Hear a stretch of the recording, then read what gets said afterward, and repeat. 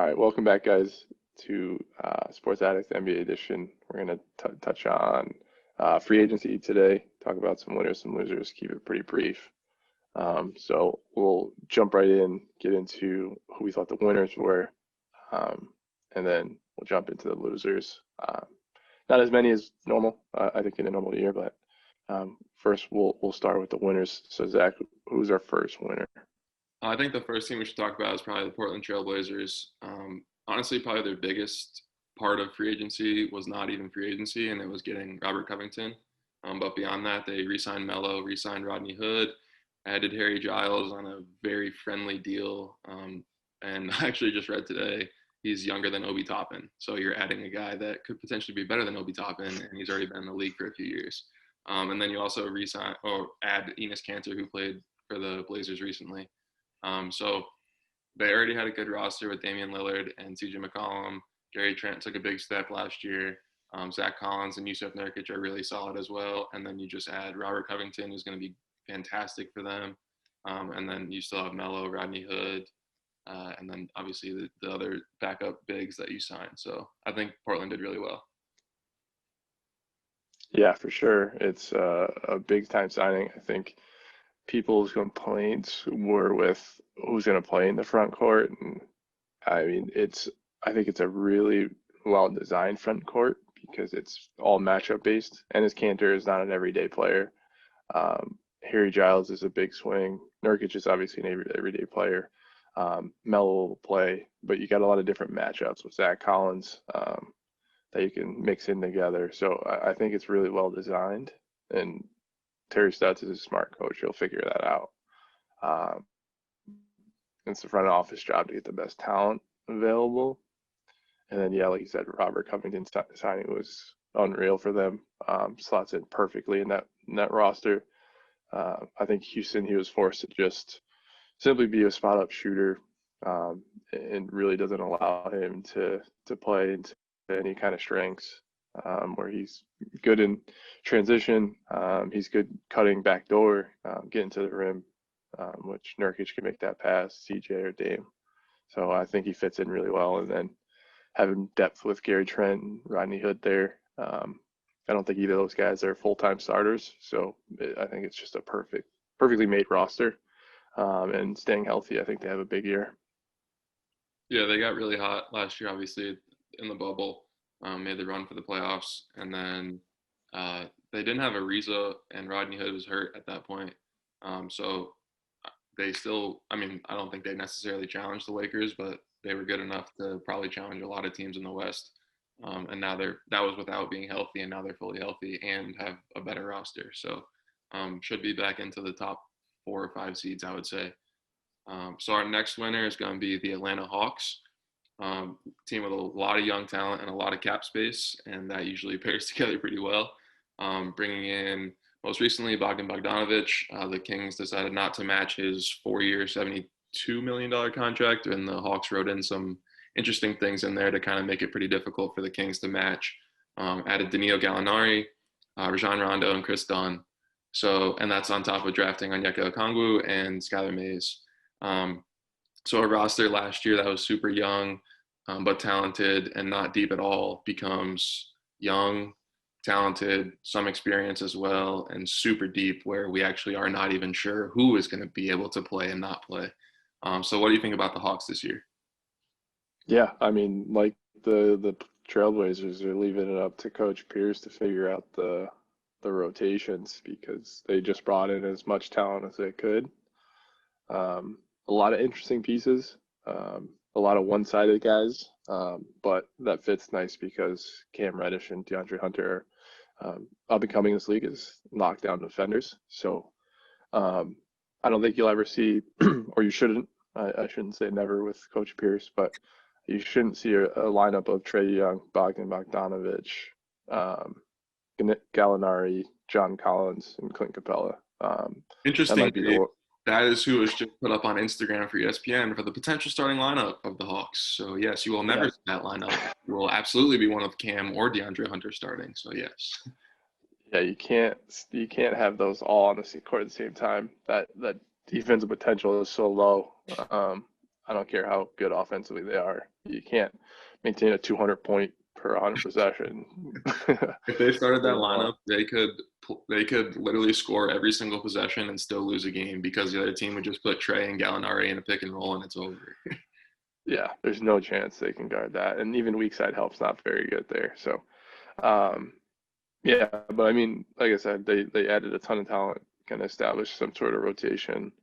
Um, Wolves were I've gone back and forth with who I think is going to start, but I don't think that really matters. I think they go with a hot hand to finish the games. So whoever's playing well between Clinton, Okongwu, I think is going to be their five. I don't ever see them not having one of those guys in the court. And then if Gallo's playing well, he's going to play. If John Collins is playing well, he'll play. But I think by the deadline, they'll realize they got too many guys and they'll have to move somebody. But like I said, front office jobs to get as much talent in and let the coach figure it out. Yeah, what's interesting is that it now seems like it's going to be fairly difficult to re-sign John Collins next year. And on top of that, you now have a really an overflow of wing depth, especially young wing depth. So someone's got, I feel like John and a young guy on the wing are going to get moved at some point just because if you're going to lose John, you should try to get something for him because he is so young and so talented, and your young wings are good as well. So um, this it feels like for me, Atlanta really sped up their process where it was at first a steady rebuild through the draft, and then they now are saying, okay, we got to go get it. And I mean, if they're not competitive in the East, then something's got to change because there's way too much talent and they have to be competitive. Um, all right, so we'll talk a lot more about these teams obviously as the season gets closer. We're still about a month out, but our next winner from free agency are the Los Angeles Lakers. Forgive me for the 5 minutes it's going to take me to read all of these people, but they add Dennis Schroeder, obviously through a trade, Marcus Gasol, uh, Montrezl Harrell, Wesley Matthews, KCP resigns, Markieff Morris resigns, losing Danny Green, Dwight Howard, and JaVale McGee. Pretty sure I got everybody, but I might have missed one or two. And Anthony Davis still is not re-signed, but it's only a matter of time. So, like you were saying before, it's kind of a mystery how the Lakers found all this money to suddenly pay all these people. And it's, for me, it got better. I think Danny Green was like the third highest paid player on their team, and he was probably one of the worst players on their team at points last year. And you trade that out for someone like Wesley Matthews and re-signing KCP. Rondo was their third best player last year, and you add Dennis Schroeder, who's going to be, I think, just as good. And then Gasol and Harrell replace Dwight and JaVale, but in a much different way, where they're going to add a lot more offensively and a lot less defensively. Yeah, I think they still have a move or two left that I think will ultimately be at the deadline. Um, One, I think they need to take playmaking responsibilities off of LeBron during the regular season as much as they can. Right now, Schroeder's not the playmaker that Rondo was. He's someone that can attack a closeout, can get in transition, can get to the rim, and hit spot up threes. He's not going to someone that's going to come off a pick and roll and throw a hook pass to the opposite corner and get someone open for a three. So I think they lose Rondo, and it's not something you'll notice in the regular season. It's not going to impact that. But I think when playoff time comes, LeBron can't be the main playmaker for 38 minutes in a game. I think they really need to bring in another guard that can exploit some matchups there. So a lot of the teams in the West have some guards you can go at. But if you don't have a guard that you can use in playmaking situations, then obviously you can't exploit that. And then secondly is kind of anchoring down that defense again. Marcus Gasol, former defensive player of the year, really intelligent, can defend really well. I don't see him playing more than 20, 25 minutes a game. And then really after that, the defensive centers kind of fall off. So just again, bringing that anchor. Obviously, Anthony Davis can play five, no problem. But with the amount of bigs that the West has acquired because of the Lakers, I think now they have to go back to that two big lineup and bring in another defensive center. I mean, Hassan Whiteside's out there. Kind of makes sense to get him on a vet min and just add that as insurance. But yeah, I think those are the two moves left. But yeah, I definitely think that they got better. Um, and I think if they address those two needs, that it's going to be hard to beat them in the finals. All right, so next up, Phoenix Suns, who I feel like, quite honestly, are the biggest winners of all of the offseason so far with everything they've done. Obviously, the Chris Paul trade is number one in that situation. And then we think they had a good draft as well. But free agency, they've added Jay Crowder, re-signed Javon Carter, added Langston Galloway, and Etuan Moore. So other than Crowder, nothing to make a really splash, but guys that they needed for depth and that are going to help a good team be significantly better. And Crowder fits perfectly there as a wing defender. He can, and shooter, he was on fire in the bubble for whatever reason. And I think will help bring someone like Mikal Bridges along a little bit quicker, and Cam Johnson. So I think the Suns did really well. I think, again, that like the Hawks, they've been in a rebuild a little bit longer than the Hawks, but I think they realized what they have in Devin Booker and adding Chris Paul, and it's go time for them after going 8-0 in the bubble. So what do you think about Phoenix? Yeah, I really liked it because I like when teams have an identity and they stick to it. So for the Suns, they got guys that can defend and shoot threes. They're going to surround Devin Booker and Chris Paul with that kind of guy. Mikal Bridges, Cam Johnson, Jay Crowder, um, Javon Carter. Like they have these guys that can really just be tough, step in and defend. Um, I like the adding of like Langston Galloway, another guy that can defend and knock down some open shots. And Etuan Moore that's his specialty, is just hitting open threes. So I mean, they just bring in a bunch of guys that can space the floor, give Devin Booker range, let Chris Paul make some plays, and they're really trusting DeAndre Ayton. Losing Aaron Baines is a pretty big deal, but I think they believe he can take that next step. And didn't really need to address that. So I think they're Atlanta Hawks and Phoenix Suns are kind of in the same right now. They got a really good rotation. I think they should definitely be a top 6 seed in the West. That's their type of potential. But I mean, they're doing well over there. I really like what they're doing down in Phoenix. I think the difficulty or the comparison between those two is that Atlanta can probably be worse than expected and still fall into the playoffs, whereas if Phoenix isn't as good as they should be, they might struggle to make the playoffs just because the West is so loaded. But we'll move on to the Milwaukee Bucks, who I think had a really sneaky good free agency as well. Signed DJ Augustine, brought in Bryn Forbes, Torrey Craig, Bobby Portis, and re-signed Pat Connaughton. So probably no one that's going to jump off the page. But for a team with already a good starting lineup, obviously with Giannis, Chris Middleton, you had Drew Holiday, and then you bring in these guys like DJ Augustine should be really good off the bench for them. Was fantastic for Orlando last year and didn't get a whole lot of credit for it.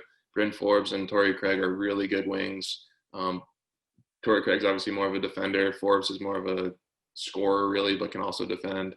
And then Portis fits what they do, I think, really well. And Connaughton has played big minutes for them. So I think Milwaukee is doing really everything they can to try to keep Giannis. Obviously, the Bogdanovich trade didn't really help with that falling through, but I still think they did fine with what they got in addition to Drew Holiday. So I personally think Giannis is going to still be there. I don't really think he's going to jump ship. I know the team we're going to talk about next is going to hate that I said that, but I'm not in the front office of an NBA team, so. Yeah, no, I think they did really well. They're one team that, as a front office, I would try not to get as many guys as he can play because Budenholzer will play them. He'll have a 12-man rotation, and that limits Giannis, Chris, and Drew to playing 28 to 32 minutes a game, and that's not a recipe for success. So I think they added a ton of guys that are going to come in and help. Again, they play to their identity. Um, they're more of spot-up shooters and team defenders, except Torrey Craig. Torrey Craig can guard someone one-on-one, but more team defenders. Um, and I think that they really added what they needed as far as getting them past the second round. But like I said, worries me. I'll dive into that at some point um, with where my concerns are with Milwaukee. But like you said, I think Giannis stays. I can't imagine him turning down an extra 20, $30 million just to go somewhere else. This guy takes all the free water from the arena that he can. So I don't see him turning something like that down. Um, but yeah, I mean, they like last year are set up to make a finals run. Again, coaching worries me, but I think they have the talent. They didn't get worse. They certainly got better. So they should definitely make it this year. Yeah, and I mean, well, with this, we'll segue into the next team, but the top of the East is pretty strong still, especially because of what Miami has done after making it to the finals. And then this is our last winner. So they re-signed Goran Dragic, add Mo Harkless, and also re-signed Myers Leonard. Um, I don't think anything too crazy there, but Mo Harkless really, I hate saying Heat culture so much, but like they really do have the Heat culture. Like it's very obvious what they do and why they're so successful, and bringing in Mo Harkless is like a perfectly scripted player for that culture. Dragic was amazing for them throughout the playoffs, and Myers Leonard I feel like is more of a contract that can be thrown into a trade piece at some point to match some salaries, but he also is fine as well. So I think Miami did really what they needed to do. They obviously lost Jay Crowder, like we talked about earlier. I don't think Harkless can shoot it like Crowder did, but I also don't think Crowder can shoot it like Crowder did. I think he more caught a hot stretch and got a little bit lucky in that situation. So I'm not sure that they have to really worry about replacing that full production because I don't know that that was going to be there anyways. But they have young guys that can take another big step. So I think Miami really primed themselves to make another run at the championship. I'm not sure that they got better than LA, but they definitely built on their culture and I think will be very competitive. Yeah, and I think something that you didn't mention that to me is the biggest deal is the signing of Bam Adebayo to that max extension where he doesn't have a player option. They're committed 5 years, nothing, no strings attached. Like we committing to your player, and I think that really is important for one, free agency, and two, for their culture. So with that, and then Myers Leonard, like you said, that's definitely a trade contract. They weren't going to do anything that Cavs didn't really have that much um, to play with a kind of a weak free agency class. So let's throw in a deal that has a good sizable amount, but it's 1 year. I mean, he's got the option next year. So um, I think that was smart to do that. And then, yeah, bringing in Mo Harkless, immediately he's going to step in and just be a part of that culture. I think he's going to have a kind of resurgence year where like how he was playing back in Portland. But yeah, Miami certainly continued their success from last year and um, should be on pace to repeat that. I don't see why they couldn't. All right, so that brings us to our losers. So, Michael, do you want to run through the losers? Sure. I want to start with Charlotte. Um, the Charlotte Hornets. They didn't really do much, um, but when they did it wrong. So um, they signed Gordon Hayward to 4 years, $120 million.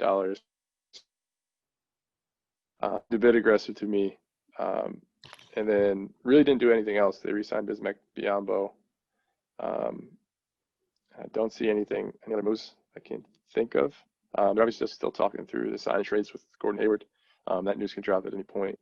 But for me, it didn't make any sense to overpay somebody. One, you're just getting out of Nicholas Batum's contract, and then you just re-up it, basically. I know it's tough to get talent in Charlotte through free agency, but overpaying for someone that's really not going to move the needle a ton. Um, and their lineup right now is not meant to make the playoffs this year. I don't see what they can do adding Gordon Hayward.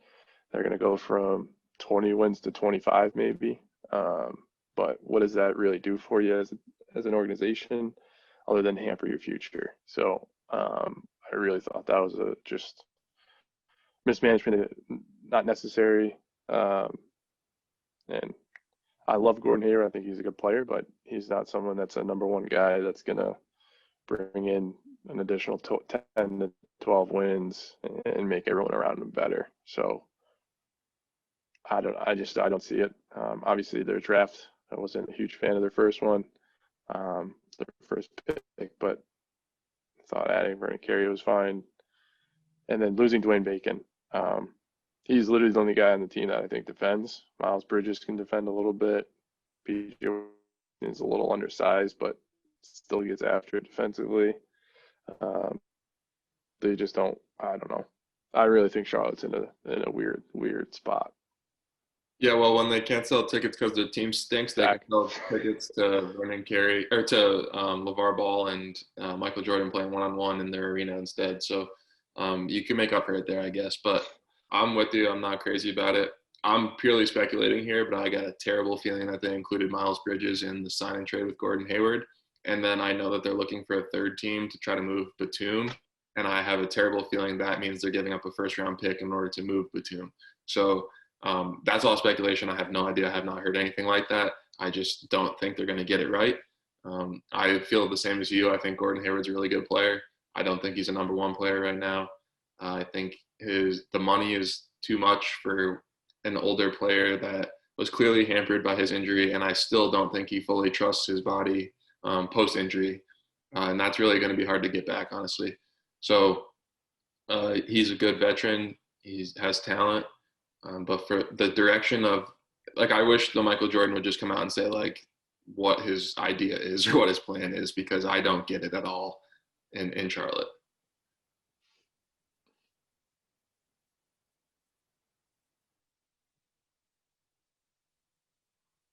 Yeah, and I don't know what they're going to do with Devontae Graham now. He comes up into a contract year, and assuming he continues or kind of maintains what he did last year, I don't know if they pay him, and that's just losing again another young, talented player. So I think they're in a really weird spot, and it's going to be a long rebuild for sure. So next, we'll go to pains me to say, but I think the Denver Nuggets were losers in the free agency. They re-signed Millsap. They brought in Campazzo, point guard out of Argentina, played for Real Madrid, and then they also signed Isaiah Harden. I believe that was it. Oh, and Jermichael Green from Clippers. But they lost Jeremy Grant, which I thought was a big deal. One, just because having him on the court, a huge the way it happened that he's wanting a more expanded offensive role. And with that, it makes me nervous about the culture going on right now. That players kind of feel that they see the sense of direction changing, that obviously Jamal and Jokic are going to carry the offense, but Michael Porter Jr. is the next option, and then everyone else is kind of spot up or secondary kind of thoughts. So that kind of worries me a little bit. But yeah, I think the losing of Jeremy Grant was huge, and replacing with Jermichael Green's fine. Jeremy Grant. So it'll be see how they him, and then I think they're going to rely a lot on some young guys in the front court, which can either turn into be a really good thing or a really bad thing. So, and also losing Mason Plumlee. So their front court rotation was pretty deep last year. Now it's very shallow. Yeah, I think I do think that they are a loser, but I still think having Jamal Murray and obviously Jokic is going to make them as good as they can be.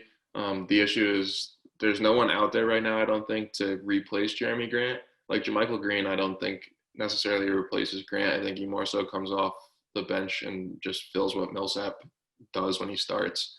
And like that, and losing Torrey Craig, who I feel like was Jeremy Grant for them before Jeremy Grant got there.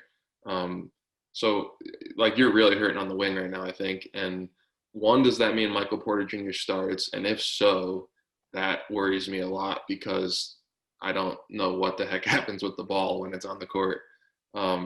So I think there's a lot more questions right now than answers for Denver, and like losing Plumlee, I think was important to them just because he's a better playmaking big than a lot of people, especially his size and what you lose when you take Jokic off the court. Obviously, Plumlee's nowhere near the playmaker that Jokic is, but to have a center that can kind of make plays and at least handle the ball and not just be a liability with the ball in his hands was important for them too.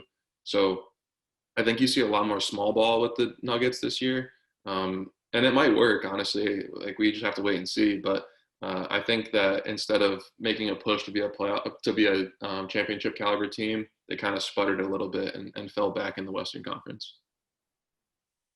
Yeah, I think they're gonna have to change their style of play with the second unit. Like you said, Mason Plumlee stepped right in and continued that style of play, playing through the five, getting guys involved by getting the guards off ball, coming off screens.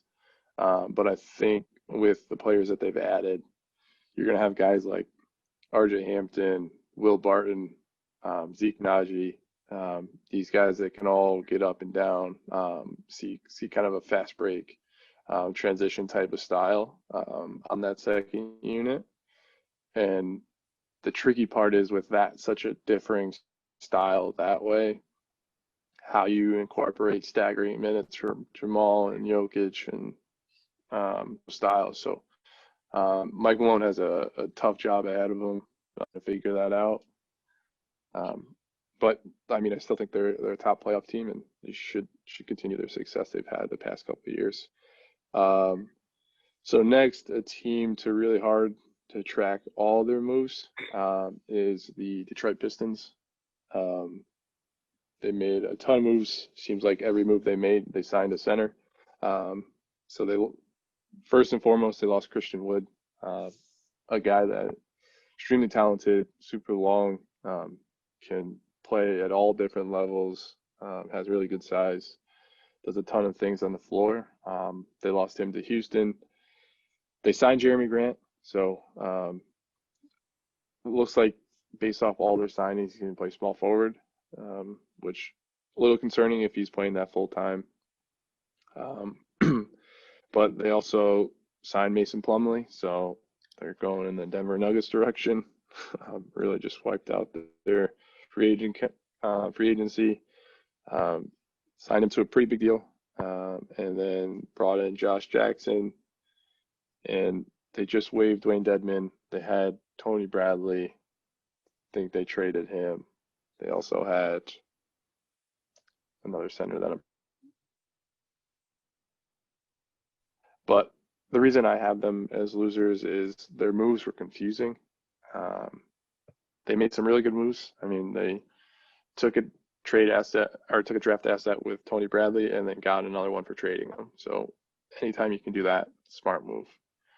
But figuring out the direction of their team, I'm not sure.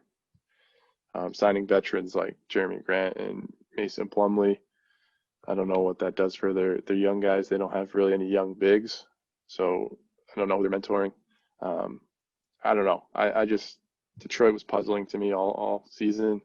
I trust Troy Weaver. I think he's a good GM, and I think he'll make really good moves. But I guess being the first year, it's going to take some time to take what Detroit had, which was literally nothing, and try to make some assets out of that. So what do you think about Detroit? First, I just realized I forgot to say Avery Bradley went to Miami, which we forgot when we talked about this pre-podcast. So that's obviously a very big move for Miami. Avery Bradley fits the culture even more than Mo Harkless fits the culture. So just want to put that in there. Detroit, I feel like two different people made their moves. Like one guy made some moves and another guy made the others because they like stockpiled young. Like for me, it's more about Josh Jackson. So like that feels like the direction that Detroit should have tried. Where like, okay, this guy was a top 3 pick or top 4 pick.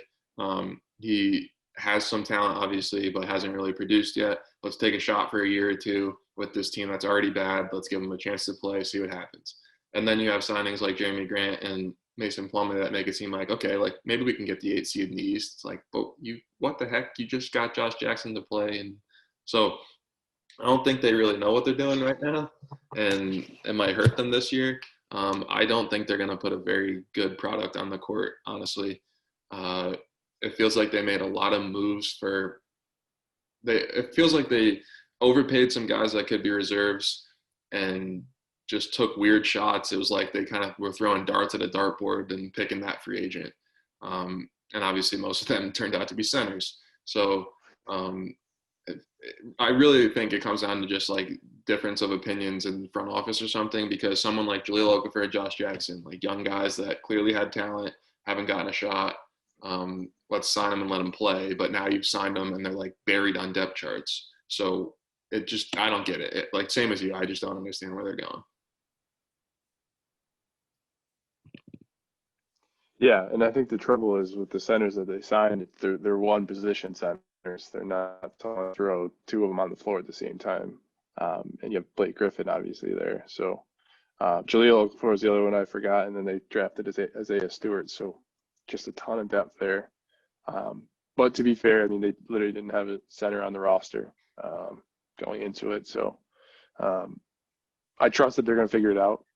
I think they have a lot of young talent with Killian Hayes, Sekou Doumbouya.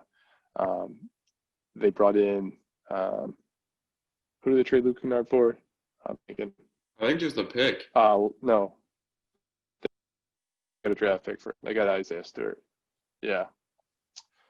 So I mean, they have some talent. They have some draft assets. So hopefully next year they stink and they land kind of in the top 8 where some of the strongest players are in recent years in drafts are going to be. So um, that brings us to the Los Angeles Clippers as the other loser. Um, Again, a team that kind of made some interesting moves, re-signing Marcus Morris to an insane deal, 4 years, $64 million. Not saying he doesn't deserve it, but given the fact that that signing really ultimately led to Lakers being able to sign Markieff Morris for the vet min is kind of a loss for them. They lost Michael Green. They lost Montrezl Harrell. So their depth was hurting there. They brought in Serge Ibaka, which is a fine move. I like that. Again, he's someone that's 20 to 25 minutes a game. So between him and Zubac, they don't have a ton of depth in the front court. They're going to have to be playing guys like Cap and Gelly some significant minutes next year. And that's, again, like Denver, it's worrisome when you're relying on young guys to make some early minutes. So overall, I think they just had they missed out on some free agents they were expecting. Like they were expecting to get Rondo, and really they don't have. So, what do you think about the Clippers? I also realized I forgot to say Derek Jones Jr. went to Portland, and I really should just stop scrolling through this list because it's just making me realize the people I forgot. And I saw Harry Giles was right below him, and I got so excited I saw Harry that I skipped over Derek Jones Jr. So Derek Jones Jr. very good signing as well for Portland, adds a lot of wing depth and talent on both ends.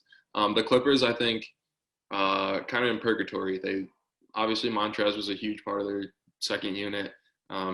I personally think Montrezl Harrell's a little bit overrated nationally, and I think Serge can do essentially what Montrez does.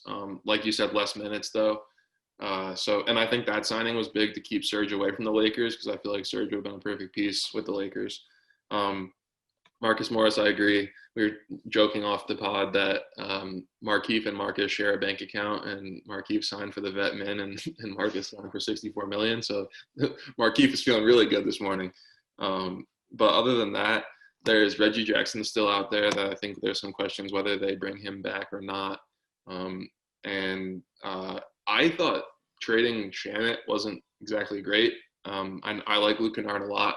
I'm not I guess he adds a lot of shooting to go with Kawhi and Paul George to space the floor, but personally, I think Shamit's a little bit better player. So I feel like they were grasping at straws at the end where they kind of missed on their targets, like you said, and then we're trying to find a way to continue to compete.